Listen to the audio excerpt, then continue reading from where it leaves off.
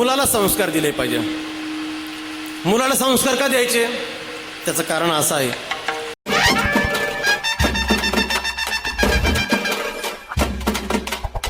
जागा जमीन घेऊन ठेवली, बंगला बांधून ठेवला, 4 व्हीलर घेऊन ठेवली, बँक बॅलन्स करून ठेवला, एफड्या करून ठेवल्या, काय नाही पाहिजे, गाडी घेऊन ठेवली, हे काय XL6 ना, सगळं करून ठेवलं, सगळ्या गाड्या सगळं करून ठेवलं, गाडी घेतली, बंगला घेतला, जागा जमीन सगळं केलं.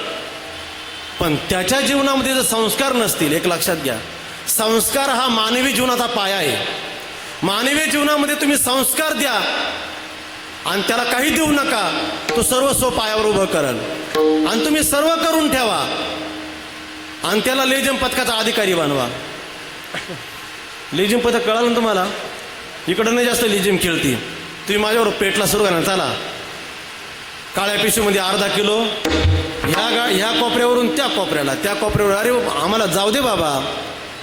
मग त्याला आपण उतरून सांगा, तू बाजूला उभा राह, मग आम्हाला जाऊ दे. लेझिम पथकाचा अधिकारी बनवला का तो त्याला 60 फुटाचा रस्ता कमी पडतो. तो जर लेझिम पथकाचा अधिकारी झाला तर तो 10 वर्षामध्ये जागा जमीन संपायला किती लागतं? रोज 10 अंडे पाणी भरल्यावर संपून जातात. ते पैसे संपायला किती वेळ लागतो? त्यामुळं संस्कार द्या. नामदेव महाराजांना दामाजी पंतांनी संस्कार दिले होते. ऐका किती गोड कथा आहे नामदेवरायांची. नामदेवरायांच्या जीवनामध्ये संस्कार दिले होते की नामदेवरायांनी भगवान परमात्म्याला नैवेद्य खाऊ घातला. काय संस्कार काम करतात? दामाजी पंत व्यापार करून आले, काही काळाने नामदेवरायांचं लग्न झालं. लग्न झाल्यावर ते म्हटले, बघ नामा, अरे माझं वय झालंय, पहिल्यासारखा व्यापार करता येत नाही, दगदग सहन होत नाही, एक काम कर, इथून पुढे तू व्यापार करत जा. काही हरकत नाही म्हटले, दादा जातो मी व्यापाराला, द्या म्हटले माझ्याकडे कपडे. रेशीम, रेमंड, दिग्जम, भारी भारी कंपन्याचा माल दिला भरून, कपडे बॉक्स बनवून भरून दिले बैलगाडीमध्ये. नामदेवराय हे रात्रंदिवस हरिभक्तीमध्ये रंगलेले, गुंगलेले. आणि मग दिवस न कळे रात्र न कळे, अंगी खेळे दैवत हे, रात्रंदिवस नामचिंतन नामदेवरायांचं. आणि त्यामध्ये व्यापार करण्यासाठी सांगितलं नामदेवरायांना. नामदेवराय निघाले बैलगाडी घेऊन, एक 15 किलोमीटर अंतरावर एका गावाला गेले. त्या गावाच्या अलीकडं मोठं माळरान, त्या माळरानावर मोठमोठे दगड पडलेले. त्यांनी त्या दगडांकडे बघितलं. समत्व दर्शन प्राप्त झालेले नामदेवराय दगडांकडे बघितलं, सर्व दगड पडलेले आहे. ते म्हटले, दगड उघडे पडलेले आहे. संस्कार बघा, मुलाला का संस्कार द्यायचे? दगड उघडे पडलेले आहे, यांना आपण काहीतरी वस्त्र घातलं पाहिजे. बैलगाडी सोडली, सर्व वस्त्र बाहेर काढले. मोठा दगड मोठा कपडा टाकला, छोटा दगड छोटा कपडा, मिडियम दगड मिडियम कपडा, सर्व गाडीमधले कपडे माळरानावर दगडांना पांघरून दिले. सर्वचे सर्व कपडे पांघरून दिले. आता पांघरून दिले, पण मग इथं आता हे कपडे कोणाच्या भरोशावर? गणपतीच्या सोंडेच्या आकाराचा एक दगड पाडला होता. संस्कार बघा. ओ गणोबा पाटील म्हटलं, काय दगड कुठं बोलतो का? हा, यांचे हेच बोलतात.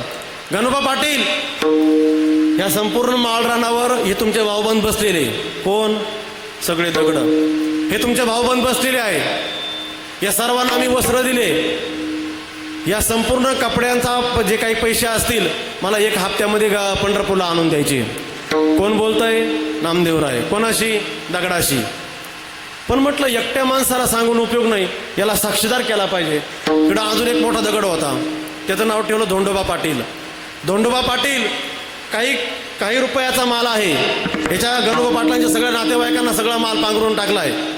याचे पैसे आम्हाला हप्त्यामध्ये पंढरपूरला आले पाहिजे. गाडीतला सगळा कपडा वाटून दिला. बैलगाडी झोपली, पंढरपूरला निघून गेले. गाडीवाल्याचं काय असेल ते म्हटले, हप्त्यानं देतो.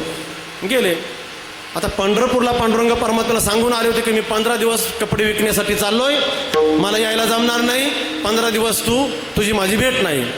आणि संध्याकाळी लगेच घरी आले, बैलगाडीतून उडी मारली, आईला भेटले, लगेच पांडुरंगाच्या मंदिरामध्ये गेले. दादा आलो मी. देव म्हटले, का रे, तू तर मला बोलला होता 15 दिवस येणार नाही, आणि तू कसं काय सायंकाळी आला लगेच? ते म्हटले, सगळ्या कपड्यांचा माल खपला माझा, सगळ्या कपड्यांची विक्री झाली. आता देवाला माहिती होती ना काय विक्री केली. सगळे दगडांना कपडे पांघरले, विक्री झाली म्हटले सर्व. असं बरं ठीक आहे, काय हरकत नाही.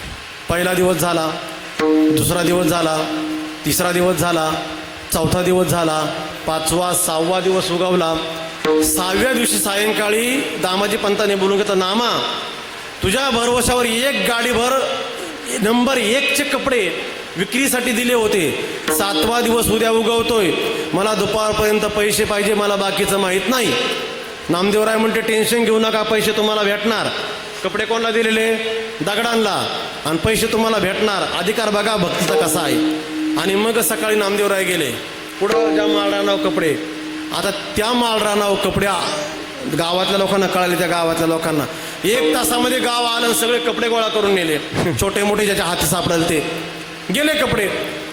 गणोबा पाटील 7वा दिवस आहे आजचा, तुम्हाला नेणार नाही, पण ज्या धोंडोबा पाटलाच्या भरोशावर कपडे दिले ना, धोंडोबा पाटीलच घेऊन जातो. लोटीत लोटीत लोटीत धोंडोबा पाटील पंढरपुरामध्ये. बरं, नेल्यानंतर त्यांची जे बळद होतं, पूर्वीच्या काळामध्ये तिजोऱ्या नव्हत्या, बळद होते. बळद, त्या बळदामध्ये लोटलं, खिडकी लावून घेतली. खिडकी लावून घेतली. दामाजी पंत बाहेरून आले. आणले का पैसे?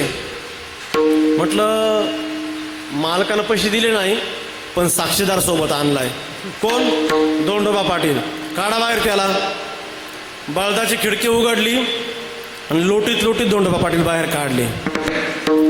धोंडोबा पाटील बाहेर काढत असताना ज्या वेळेस बळदाची खिडकी उघडली, तो नुसता दगड नाही राहिला नव्हता.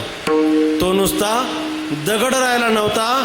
नामदेवरायांच्या नामचिंतनाने, नामदेवरायांच्या भक्तीने आणलेला धोंडोबा पाटील सोन्याचा गोळा झाला होता. काय झाला होता? सोन्याचा गोळा झाला होता.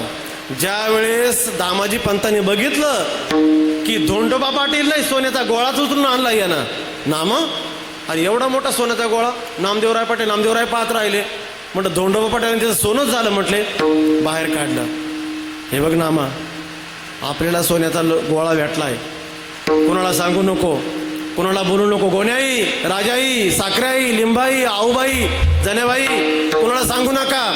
आपल्या घरामध्ये सोन्याचा गोळा आहे हे पंढरपुरामध्ये कोणालाही कळता कामा नाही. पण एक लक्षात घ्या, आपल्या घरातून जशी वाईट गोष्ट पसरायला वेळ लागत नाही, तशी आपल्या घरातील चांगली गोष्ट पसरायलाही वेळ लागत. काही क्षणामध्ये बातमी पंढरपुरात लोक धावून आले, सोन्याचा गोळा निघाला, सोन्याचा गोळा निघाला, सोन्याचा गोळा निघाला. आणि ही बातमी कुठं कळाली? ज्या गावामधून धोंडोबा पाटील उचलून आणले होते ना, त्या गावातल्या लोकांना. ते गावातले लोक गाड्याची गाड्या भरून आले, बैलगाड्या. दामाजी पंत, तुम्ही आमच्या गावामध्ये कपडा विकला, याचा अर्थ आमच्या गावातील दगडांना तुम्ही माल कपडे घातलेले आहे. धोंडोबा पाटील तुम्ही कुठून आणले? आमच्या गावावरनं. मग हा सोन्याच्या गोळ्याचा अधिकार आमचा आहे. नामदेवराय म्हटले तुम्ही सोन्याचा जो गोळा आहे तो घेऊन जा, आमचा विरोध नाही. पण आमचं एक म्हणणं आहे की मी जे माळरानावर कपडे पांघरले त्याचे पैसे मला जमा करून द्या. टेन्शन घेऊ नका, उद्या आम्ही सकाळी पैसे जमा करून देतो. ते गावकरी माणसं गावामध्ये गेले, सर्व कपड्यांचे पैसे जमा केले. सकाळी पोलीस पाटलानं, सरपंचानं पैसे घेतले. नामदेवरायांच्या घरी दामाजी पंत हे घ्या कपड्यांचे पैसे. जिथं रुपयाचं उत्पन्न ते 10 रुपये भेटले, नामदेवरायांना दुप्पट नफा, दामाजी पंतांचा दुप्पट नफा. हा सोन्याचा गोळा घेऊन जा म्हटले. सोन्याचा गोळा घेतला. गावकरी गावात गेले, गावामध्ये पाऊल ठेवला आणि सोन्याचा पुन्हा दगड झाला. काय झाला? दगड झाला. दगडाचं सुवर्ण करणं आणि दगडांसाठी कपडे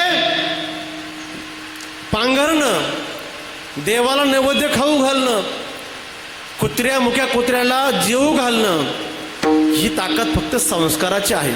आपल्या मुलाच्या जीवनामध्ये यदा कदाचित धन, मान, सत्ता, संपत्ता, प्रतिष्ठा हे कमी करा, त्याला पहिले संस्कार द्या. जर संस्कार दिले, तुमच्या समोर तुम्ही जिवंत असताना तो तुमच्या समोर सर्व उभं करील. सत्ता मिळवेल, संपत्ती मिळवेल, ऐश्वर मिळवेल, कीर्ती मिळवेल, सर्व मिळवेल. म्हणून मानवी जीवनामध्ये मुलाला द्यावे संस्कार, पत्नीला द्यावा आदर आणि अतिथीला द्यावं 3 दानं. विठाला